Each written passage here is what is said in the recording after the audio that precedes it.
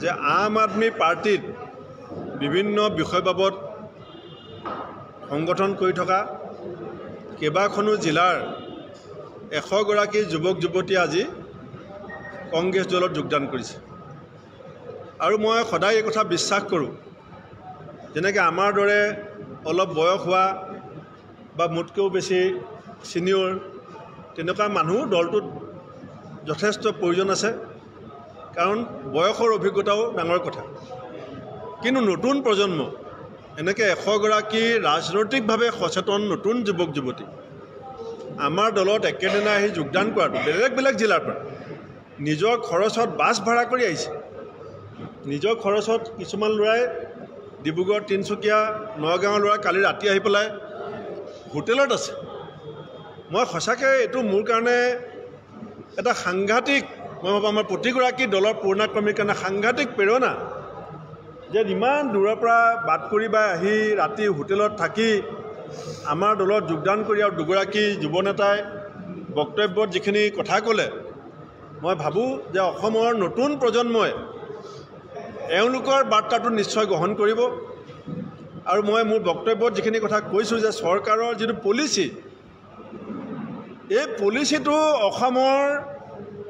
ভৱিষ্যতৰ কাৰণে আৰু ভৱিষ্যত প্ৰজন্মটোৰ কাৰণে ভয়ংকৰ চৰকাৰৰ এতিয়া মাত্ৰ 3টা পলিচি হিমন্ত বিশ্ব শৰ্মা ডাঙৰীয়া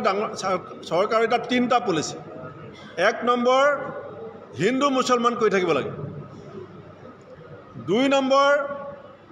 হিতাধিকাৰী দি থাকিব লাগে আৰু 3 নম্বৰ হৈছে অসমখন উন্নতিৰ পথত ভাৰতবৰ্ষৰ ভিতৰত 5 নম্বৰ হ'বগে বুলি ভূমি পূজা কৰি হোৱাই নোহোৱাই প্ৰচাৰ কৰি থাকিব লাগে এই 3টা পলিচিত যুৱ প্ৰজন্মৰ ভৱিষ্যত ক'ত আছে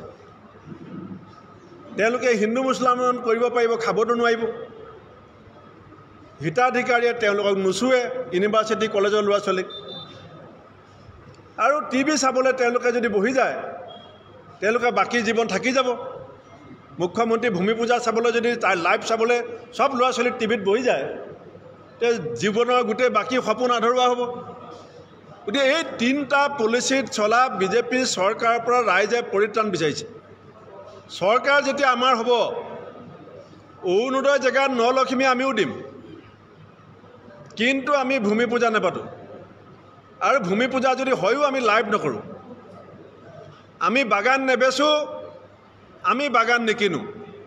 আমি বাগান শক্তিশালী কৰিম শ্ৰমিকৰ ভৱিষ্যত শক্তিশালী কৰিম যিসকল আমাৰ বাগানৰ মালিক তেওঁলোকক আমি শক্তিশালী কৰিম যিসকল ফেক্টৰী মালিক যিসকলে গোটেই ব্যৱস্থাটোৰ লগত জড়িত তেওঁলোকক আমি কথা শুনি শক্তিশালী কৰিম কিন্তু আমি বাগান কিনা আৰু বাগান বেচা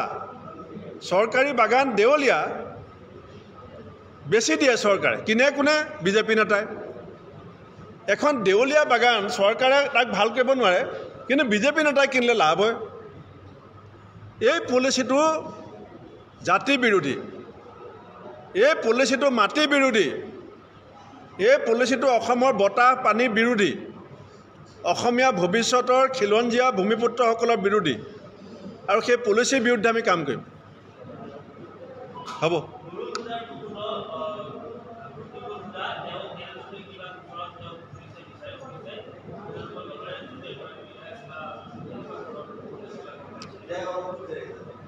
চাওক মই কথাটো নাজানো কিন্তু যেতিয়া যিকোনো এটা বিষয় যিকোনো মানুহ ময়ে হওঁ বা আপুনি হওক যেতিয়া ছাবজুডিচ হৈ যায় তাত আৰু কোনো পলিটিকেল কমেণ্ট আৰু ষ্টেটমেণ্ট নাথাকে কাইলৈ যদি মোৰ বিৰুদ্ধে এটা কেছ হয় এইটো আইনে চাবই সেইটোত মই এটা ষ্টেটমেণ্ট দিয়াৰ কোনো অৱকাশ নাথাকে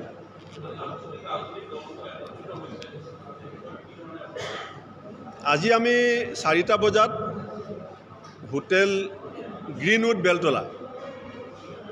আমাৰ গোটেই 16টা দল লগতে আজি নতুন 2টা ৰাজনৈতিক সংগঠন নতুন এটা সোণোৱাল কছাৰীসকলৰ সংগঠন এটা কমতাপুৰ এই ৰাজনৈতিক সংগঠন মই নামটো পুৰা অহা নাই এই 2টা সংগঠনো আজি আমাৰ সভাত যোগদান কৰিব অৰ্থাৎ 18টা ৰাজনৈতিক দল আজি আমাৰ হোটেল গ্ৰীণউডত আমি 4টা বজাত লগ খাম কিন্তু আঞ্চলিক দলৰ 4টা দলৰ যিখন সভাৰ কথা কৈছে এই আঞ্চলিকতাবাদৰ যিটো ধাৰা আৰু ৰাষ্ট্ৰীয়তাবাদৰ যিটো ধাৰা এইটো নতুন নহয় আঞ্চলিকতাবাদৰ মূল তত্ত্বটো কি আছিল যে কেন্দ্ৰও শক্তিশালী হ'ব লাগে ৰাজ্যও শক্তিশালী হ'ব লাগে আজি আমাৰ নেতা ৰাহুল গান্ধী ডাঙৰীয়াও সেই কথাটো বাৰম্বাৰ কৈ আছে আগত কি হৈছিল মই নাজানো আমি পুৰণা দলৰ নতুন নেতা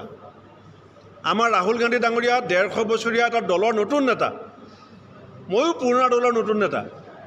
আমিও এই কথা বিশ্বাস কৰোঁ যে কেন্দ্ৰও শক্তিশালী হ'ব লাগে ৰাজ্যও শক্তিশালী হ'ব লাগে 10,785 কোটি টকা অসমৰ মুখ্যমন্ত্ৰীয়ে দিল্লীৰ পৰা আজুৰি আনিব নোৱাৰে আমি তেনেকুৱা কেন্দ্ৰ নিবিচাৰোঁ আমি তেনেকুৱা ৰাজ্য শাসন নিবিচাৰোঁ আমি এনেকুৱা শাসন বিচাৰোঁ যে অসমৰ তেলৰ ৰয়েলটি কথা কওক অসমৰ SDRF NDRFৰ পুঁজিৰ কথা কওক যদি আমি পাবলৈ আছে আমাৰ প্ৰাপ্য সময়মতে মুকলাই দিব লাগিব সেইটোৱে আঞ্চলিকতাবাদৰ তত্ত্ব আছিলে অৰিজিনেল যে শক্তিশালী ৰাজ্য শক্তিশালী কেন্দ্ৰ এতিয়া কেন্দ্ৰ শক্তিশালী হৈছে টকা নিদু বুলি কৈ দিয়ে কেন্দ্ৰ শক্তিশালী হৈছে বিহাৰক দিম অন্ধ্ৰপ্ৰদেশক দিম অসমক নিদু আমি বিচাৰোঁ কেন্দ্ৰ শক্তিশালী হৈ থাকক কিন্তু ৰাজ্যখনৰ যিটো কৰ্তৃত্ব ৰাজ্যখনৰ যিটো প্ৰাপ্য সেইটোত আমিও শক্তিশালী হৈ থাকিম আমি আমাৰ প্ৰাপ্য খুজিম অনুৰোধ কৰিম আবেদন কৰিম নেপালে আমি আজুৰি আনিম এই ধৰণৰ চিন্তা চৰ্চাৰে আমি এতিয়া নতুনকৈ নিজক এটা দিক নিৰ্ণয় কৰিছোঁ আৰু সেইকাৰণে আমাৰ ৰাহুল গান্ধী ডাঙৰীয়াই সদায় কয় যে অসমৰ কোনো সিদ্ধান্ত নাগপুৰত হ'ব নালাগে অসমৰ সিদ্ধান্ত অসমত হ'ব লাগে এইটো ৰাহুল গান্ধী ডাঙৰীয়াৰ সূত্ৰ যে অসমৰ সিদ্ধান্ত অসমত হ'ব নাগপুৰত নহয় কিন্তু এটা বিজেপিৰ সিদ্ধান্ত ক'ত হয় নাগপুৰত হয় অসমত নহয় আৰু সেইকাৰণে অসম আজি ধাৰত চলি আছে আজি অন্ধ্ৰপ্ৰদেশে 1000 কোটি টকা লৈ যাব পাৰে যিটো সময়ত অন্ধ্ৰপ্ৰদেশে 15,000 কোটি টকা লৈ যায় যিটো সময়ত বিহাৰে 1000 কোটি টকা লৈ যায় সেই সময়ত অসমৰ মুখ্যমন্ত্ৰীয়ে মাহে মাহে ধাৰ ল'ব লাগে আপুনি চাই লওক কোনফালে গৈ আছে হ'ব নিশ্চয় লভলীনা বুঢ়াগোহাঁই আমাৰ অসম জীয়ৰী আজি সমগ্ৰ অসমবাসীৰ লগতে আমি অসম কংগ্ৰেছো আমি ঈশ্বৰৰ চৰণত প্ৰাৰ্থনা জনাইছোঁ ইতিমধ্যে তেওঁ ভাল প্ৰদৰ্শন কৰি আছে আৰু আগৰবাৰ যেতিয়া লভলীনা বুঢ়াগোহাঁই জিকি আহিছিলে তেতিয়া আমি 3 লাখ টকা দি হোটেল তাজত গৈ পেলাই তেওঁক জাপি গামোচা শৰাই ফুলৰ মালাৰে আদৰিছিলোঁ আজিও মই সভাপতি হিচাপে বাট চাই থাকিম আমি দলৰ ফালৰ পৰা যে লভলীনা যেতিয়া আমাৰ অসমলৈ ঘূৰি আহিব আমি আগতকৈও যাতে গোটেই অসমবাসী ৰাইজে আৰু